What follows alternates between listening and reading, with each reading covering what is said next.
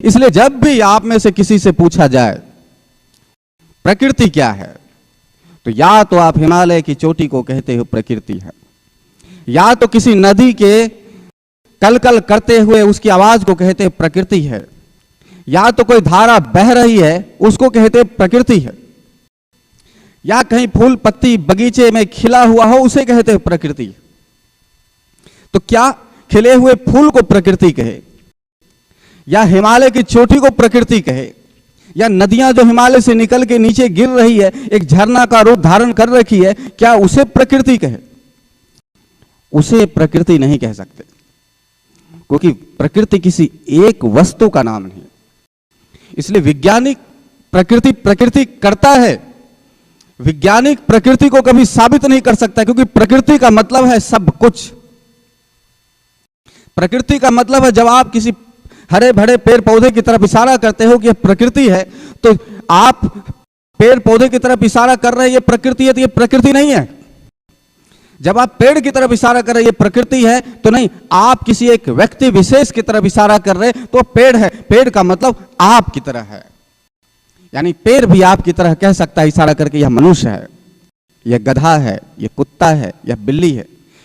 तो ठीक उसी प्रकार से आप किसी हरे भरे पेड़ की तरफ कहते हो कि ये पेड़ है, तो जब पेड़ है तो ठीक, लेकिन जब कहते हो ये प्रकृति है तो यह प्रकृति नहीं है। प्रकृति का मतलब है सब, समस्त, सब कुछ प्रकृति।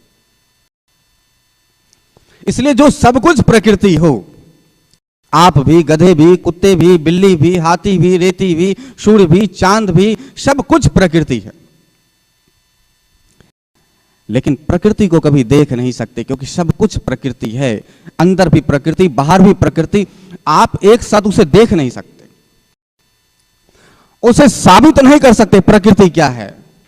उसे कहा जाए ठीक है प्रकृति का कोई नक्शा बनाओ, तो आप हिमालय, नदी या पेड़ पौधे का ही आप, या उदय होते हुए सूर्य का दृश्य को आप बना दोगे, कहोगे प्रकृति है।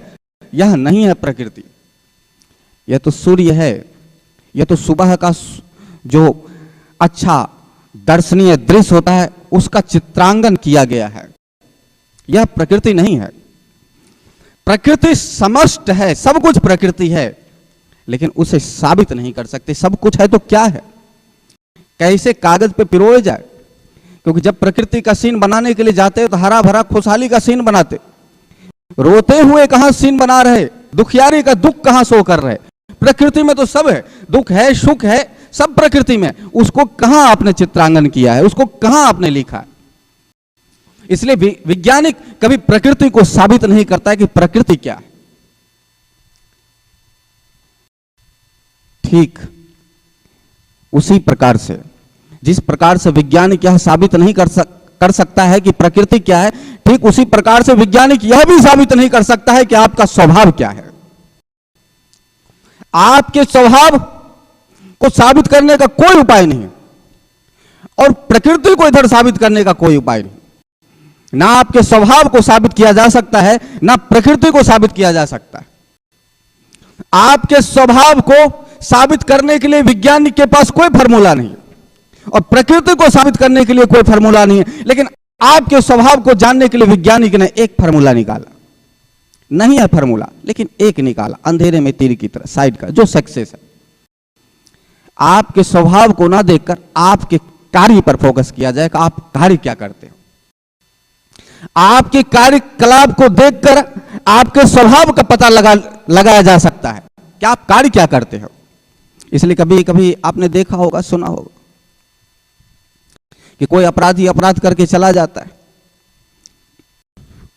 उस अपराधी को पकड़ने के लिए पुलिस वाला किस स्वभाव का है, उसके कार्यकलाप पे फोकस देता है। उसका बैठना उठना किसके साथ है,